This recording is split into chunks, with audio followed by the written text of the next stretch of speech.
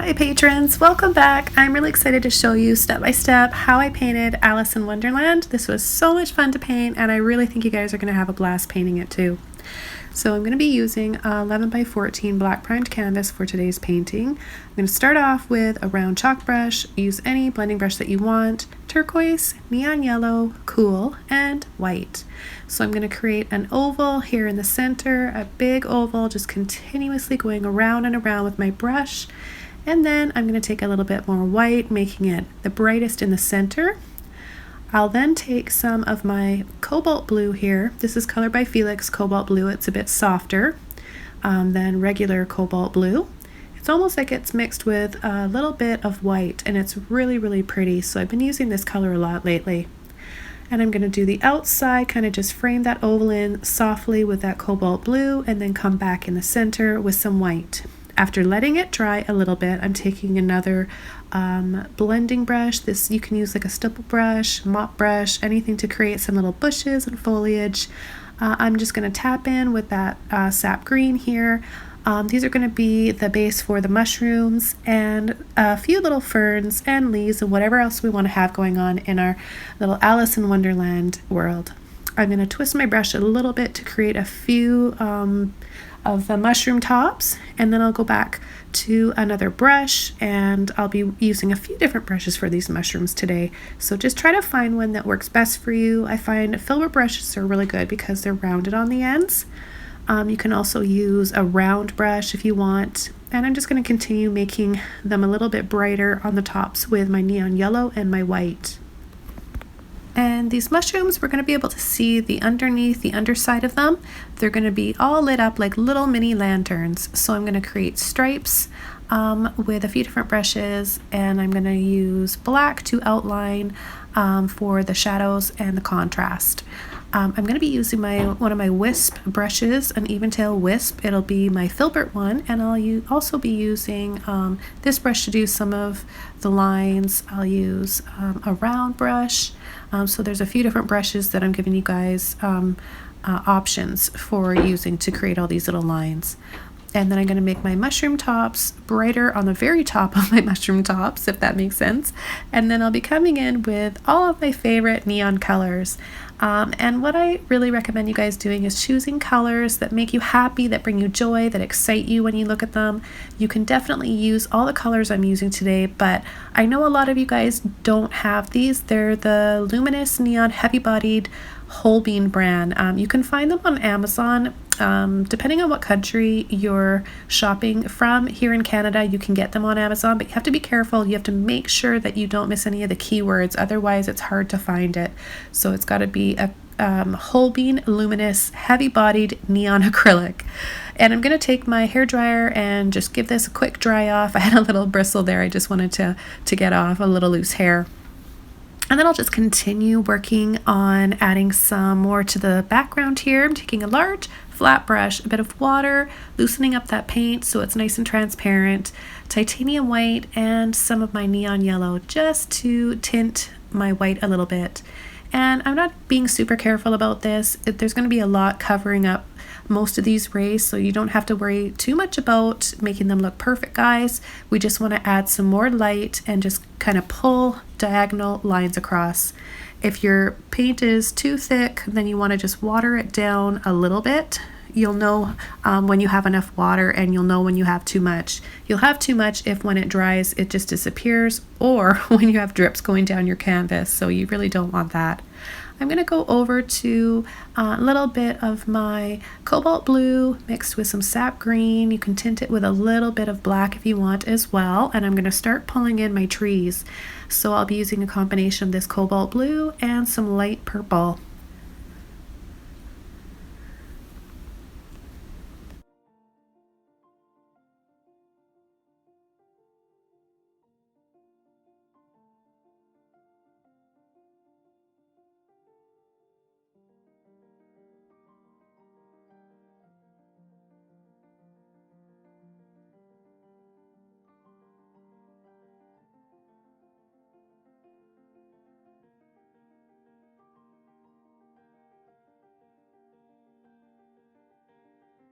Okay, so after adding a few trees that are sort of leaning towards the center, that gives us a really neat dramatic perspective.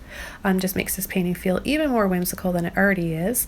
I'm going to come in with a darker tone for the trees that are towards the outer edge of the canvas on the right and the left. I'm going to be taking some of my black, purple, sap green, and just pulling and making this one a little bit thicker than the others. And I'll do the same on the other side. I'll be adding a little bit more black to the one on the far left though. So I'm going to take some of my purple and my black now, and I'll just kind of lightly drag and pull with my brush along the edge there. And having these darker trees on the outside also helps to draw our eyes into the center. Kind of gives us more of a focal point. And I'll start adding some branches and then little bits of moss, just tapping, pulling, and dragging with a little bit of that sap green. You can mix your sap green with a bit of black, blue, and purple. You can mix all those colors together. Okay, so let's go over to the left side now, and this tree is going to be a little bit darker, so I'm adding more black to my purple, sap green, and I'm going to pull and twist. Just pull and twist. Pull it over diagonally so it's got a bit of a curve to it. That'll give you that look. And I'm going to come out with a bigger branch here. This is the one that big Cheshire cat's going to be perched up in. And then I'll add some highlights and a bit more shadows to this tree. So I'll be adding a little bit of purple and white with my dirty brush, so I've got a bit of a hint of the other colors in it for my highlights. You can use any of these colors you want for highlights. I'll also be using a bit of my neon yellow cool with some white to make it look like there's some moss growing up the side of the tree as well.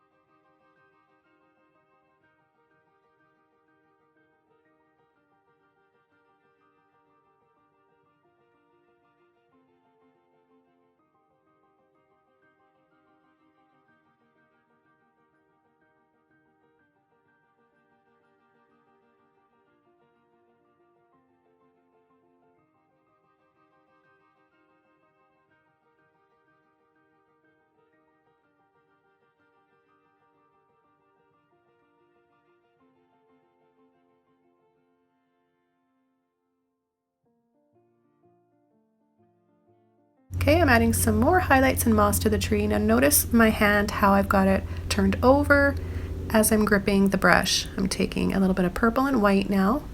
And the reason why I'm doing this is because I don't really like to use a palette knife, but if you hold a brush a certain way, you can manipulate your brush to act like a palette knife, so you get more of, like, you barely touch the canvas and you just lightly pull and drag, and you'll get a nice texture, whether you want it to be moss or the bark on the tree. So I'm going to go back to my Filbert brush now. I'm going to make sure it's clean, white and purple. And I'm going to go over some of my trees. I just want to have them a shade lighter and just make this look like it's brighter, and we have more light towards the center. You can use a little bit of the blue if you want. Take a bit of your blue with the white and the purple, just tinting our white with either one of those colors or both of them. Then I'm going to add some more light to the foreground and start adding a few more mushrooms here and there, smaller ones with my neon yellow, the cool one, and a little bit of light just here in this little opening that we have. Just dusting and brushing, dragging my brush back and forth.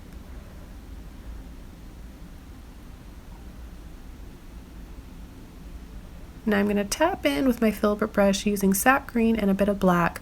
I'm just pushing and tapping to create some foliage. This is going to be our shadow base for later on when we come in with more of a bluey green color, and I tap in some leaves and foliage that'll stand out a bit more.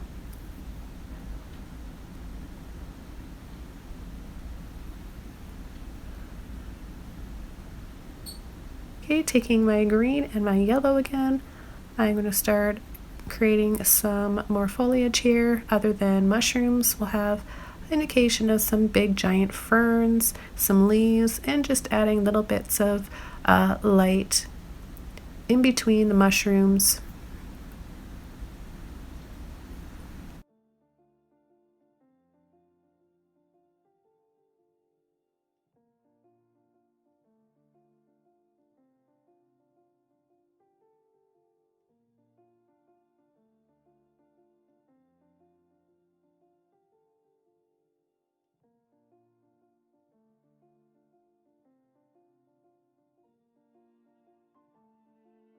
I'm just going to take a little bit of my light purple and paint one of these mushrooms. I was going to continue with the other ones, but then I realized I'd forgotten to add some foliage up on the tops of these trees, so I really need to do that.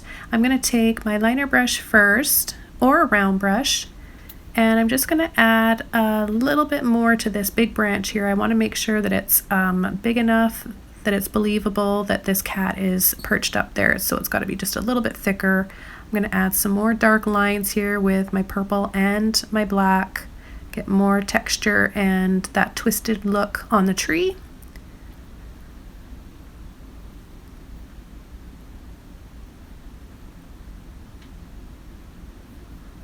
Okay, I've got one of my mop brushes and I'm taking yellow, sap green, and black, and I'm going to tap in just a few little areas. I don't want to go overboard with this and make it look too dark. So I'm just going to add a little bit of leaves by tapping my mop brush in here.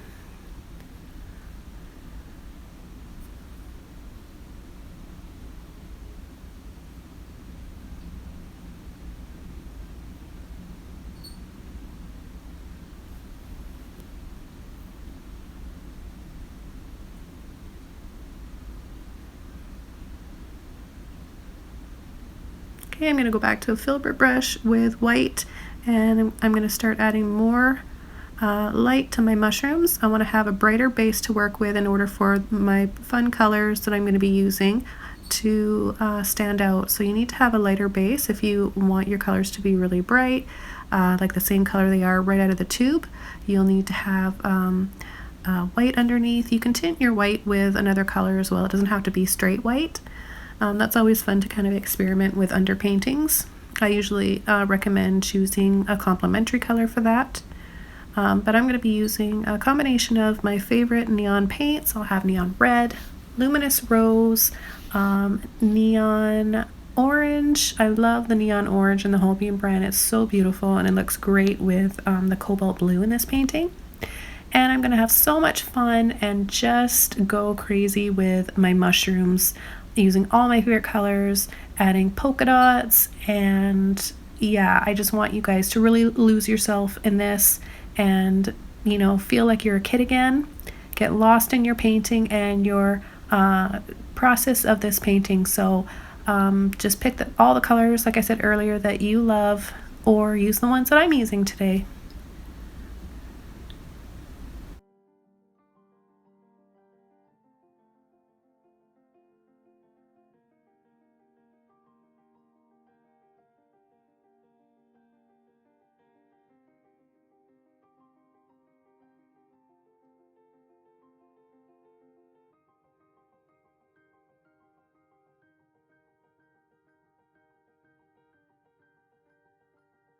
Okay, so here they all are, all my favorite neon colors.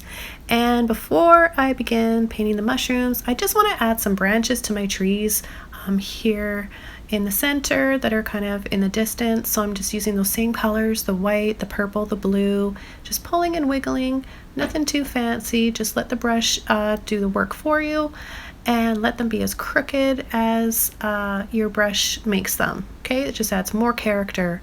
People get a little bit too caught up in trying to make the perfect branch, and they're trying way harder than you really need to. So the other thing I'm doing on the far right side on that darker tree, I just lined my brush up and I lightly just dragged it down the tree trunk with a little bit of my blue and purple, and that just gives it that kind of cool light on the bark, the cool light that's hitting it. I really like that look to that tree.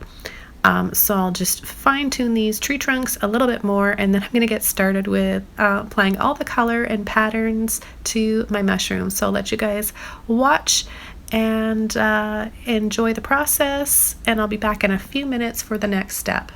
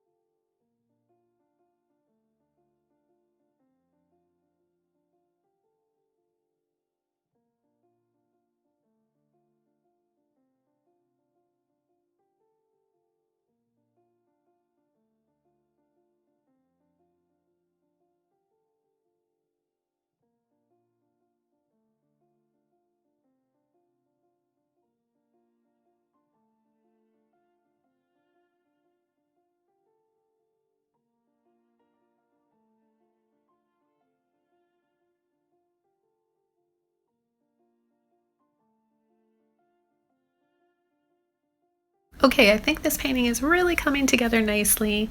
It's making me smile even as I'm doing this voiceover and looking at it, and that's how I know that I've had a really good painting session when it makes me happy and I feel some emotion from it, and it's because I had fun while I was painting. So before I start painting Alice, I'm going to do some little dots and dabs, soften them, make them look like maybe there's some orbs or stars going on back there, just a little extra magic. I'm going to be using cerulean blue, a little bit of black and white to create her dress, and I'm going to be taking some of my neon red, a little bit of rose, white, and a bit of yellow ochre, just to create a skin tone.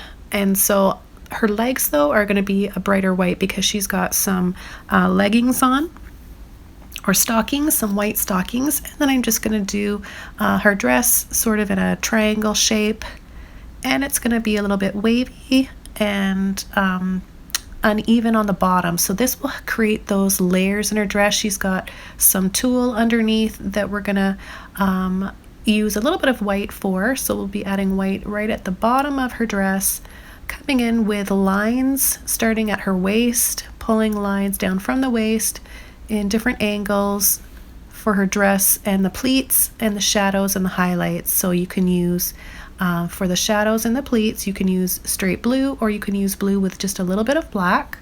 And where you want her pleats and her dress to pop out more to make it look 3D, you'll add just a little bit of white to the blue. I'll add a little bit dab of blue here and a dab of blue for her shoulder. And then I'll come in with her bow, and I'm using titanium white for that. I'm using a round brush, and I chose a round brush because this one is small enough that I can do all the little details, but yet it's got a little bit of a soft point to the end, so I get a little bit of more of a rounded look and distinct look where I want it to be.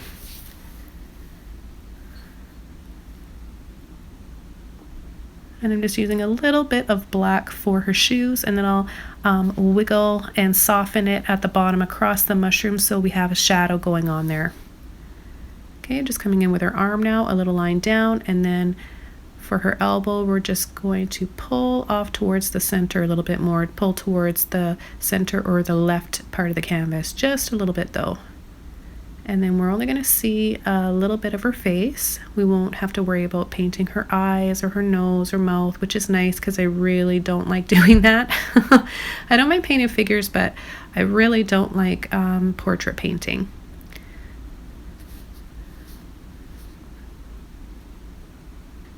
Okay, I'm just going to get the shape of her bow a little bit more, and I used yellow ochre with my neon yellow cool and a bit of white for her hair. I'll be coming in later on, adding a bit of black and yellow ochre for the bottom of her hair, and a little bit of white with that for more highlights. She's going to have a little black headband, so we'll be adding that as well.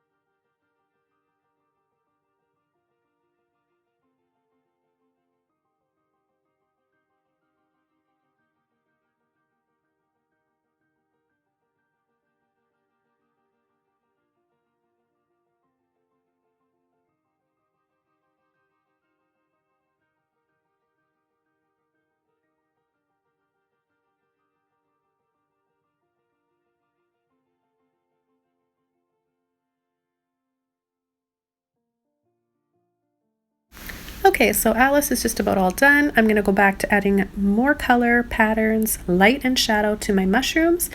And then I'm just going to begin working on that Cheshire cat and we'll wrap up this painting.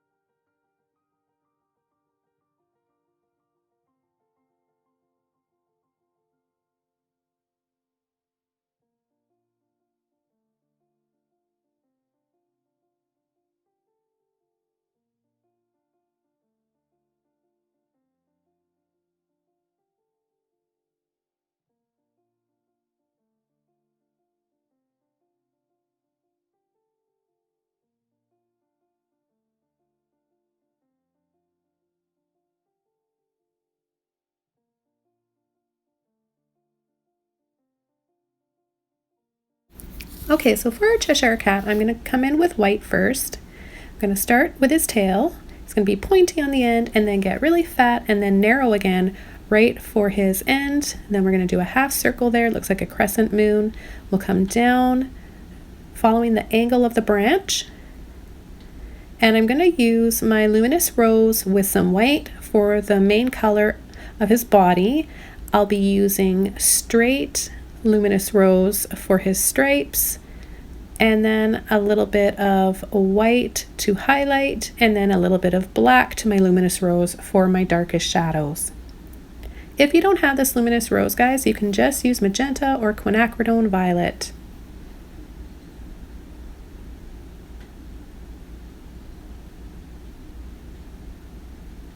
And he's going to have a big toothy grin, so I'll be using a fine liner brush, one of my micro mini liner brushes. If you don't have one, then you can just use an art marker or a Sharpie.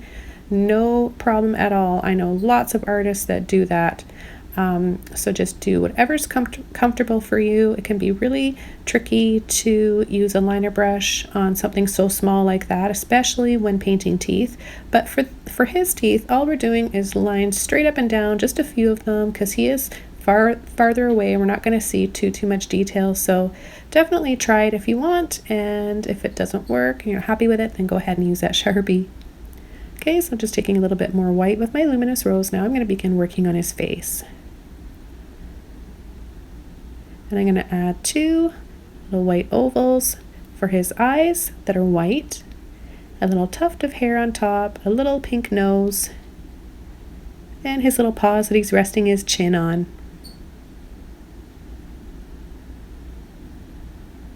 And I'm going to come in and outline the shape of his face with my luminous rose. And then for the darkest shadows, I'll be adding, like I said earlier, a little bit of black to my luminous rose. For each of his eyes, for his pupils, I'll be dabbing a little tiny dot in each eye using a bit of black paint.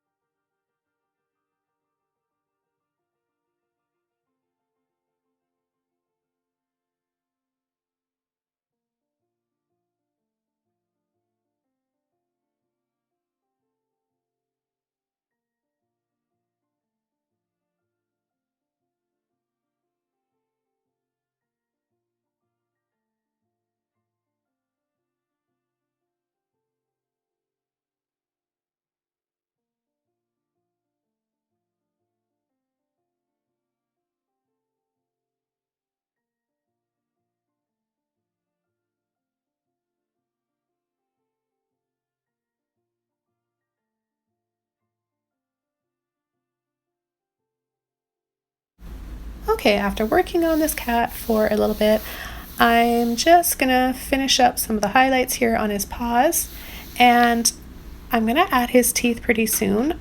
Go over the stripes a little bit more, bringing out that beautiful luminous rose again. What I really want to do is add some bluey green leaves or climbing ivy up the side of this tree, so I'll be working on that pretty soon too.